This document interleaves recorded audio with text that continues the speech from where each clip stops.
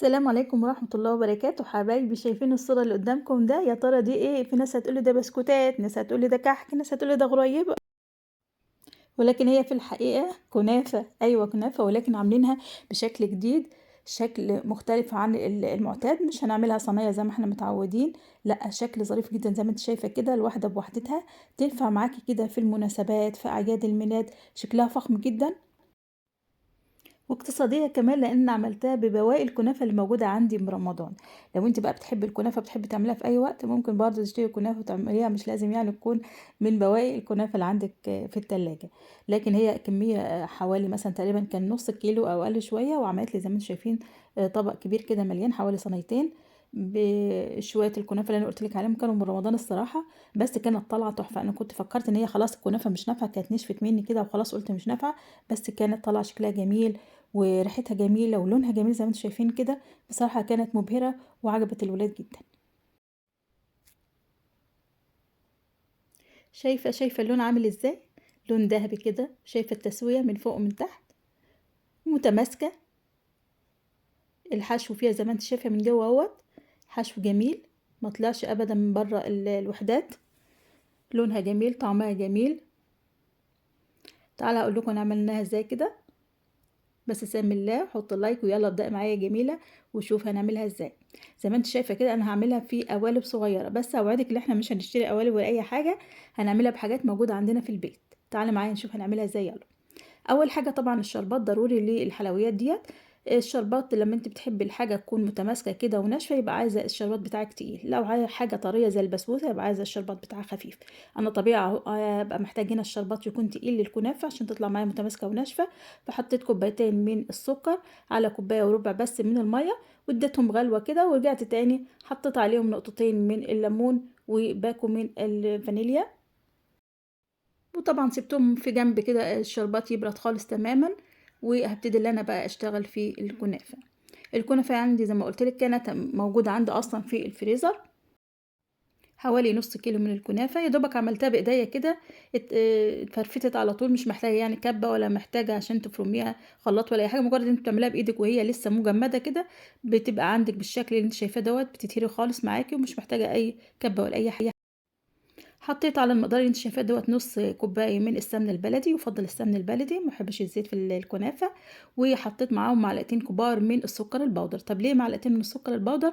دي اللي هيخلي الكنافه عندي متماسكه وما تتفتتش معايا ولا تتهري معايا الوحدات وهي في الصينيه. كمان عشان الكنافه زي ما قلت لك كانت في الفريزر، في الطبيعي كانت ناشفه، حطيت لها رشه ميه زي ما انت شايفه كده، رشه كده بسيطه من الميه، رشه عليها بسيط كده. لو عندك بخاخه بخ عليها، بحيث ان انت لما تمسكيها في ايدك زي ما انا ماسكاها كده تبقى متماسكه، عامله زي ما تكون الكنافه مبلوله. لو هي بقى طريه ولسه طازه عندك، مش محتاجه ان انت تعملي الخطوه دي، لازم تبقى الكنافه معاكي طريه.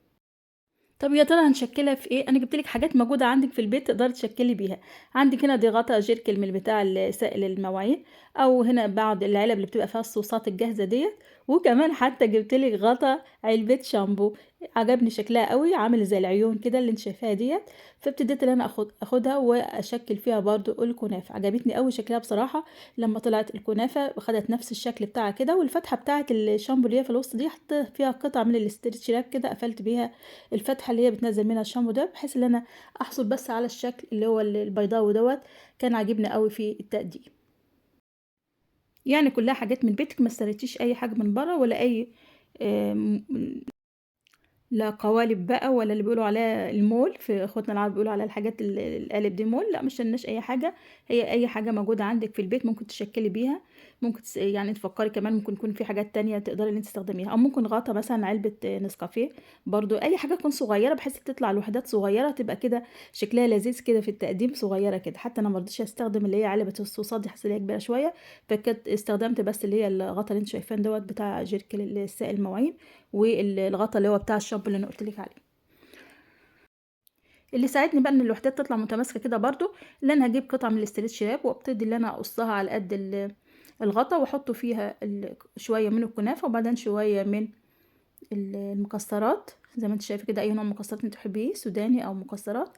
وبعدين شويه تانية من الكنافه، وبعدين تضغطي جامد كده على الاسترتش راب كده زي ما انت شايفه على الكيس، يعني كويس قوي كده، بحيث ان انت لما تسحبي الكيس من الغطا يطلع الشكل متماسك ومتناسق، وما فيش أي حاجة تطلع من الكيس.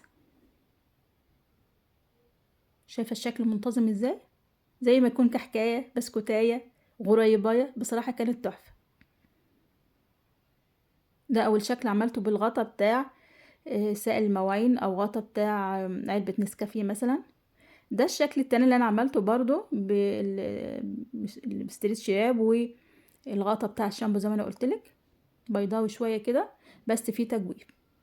ده عملته سادة، التاني كنت عاملاه بالمكسرات، ده عملته سادة ما استخدمتش فيه أي مكسرات، هاقدّمه سادة كده أو التجويف بتاعه ممكن أحط بقى في التجويف بتاعه بعد ما تطلع أقدر إن أنا أحط فيه مثلًا شوكولاتة سايحة أو شوكولاتة بيضا أو مربى، أو تحطيه سادة كده برضه شكله ظريف يعني إن تقدّميه سادة كده. هو لوحده كده كان صراحة تحفة، لإنها الوحدات صغيّرة فطالعة محمّرة كده ومقرمشة وجميلة مش محتاجة أي تزيين يعني خارجي. لكن الوصفة دي الصراحة مش هتقدري تستخدمي فيها المهلبية أو الكريمة في النُص، لإنِّك أنتِ بتعتمدي عشان الشكل يطلع منتظم إن أنتِ بتضغطي جامد، فلو أنتِ حطيتِ مهلبية في النُص أو كريمة مش هتقدري إن أنتِ تضغطي جامد عشان تطلع الوحدات كده متماسكة، فيُفضّل طبعًا إن أنتِ هتعمليها بالمكسرات أو بالسوداني أو تعمليها سادة زي ما أنا عملت كده، أنا عملت شوية اللي هُم البيضاوي ده سادة والمدوّر عملته بالمكسرات.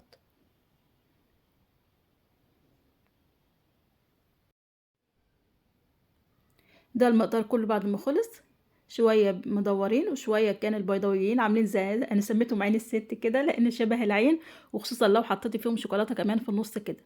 هتسقيهم بقى بالشربات بعد ما برد خالص، هي ساخنة والشربات طبعًا هي ساخنة والشربات بارد وزي ما قُلت لِك الشربات زي ما أنتِ شايفاه كده تقيل، عشان ما يطرّش الكنافة تبقى متماسكة مش طرية ولا حاجة، وبتدّي بقى الشربات على الوحدات في الصينية، وطلّعيها بقى من الصينية ورصّصيها في قلب الطبق بتاعِك بتاع التقديم.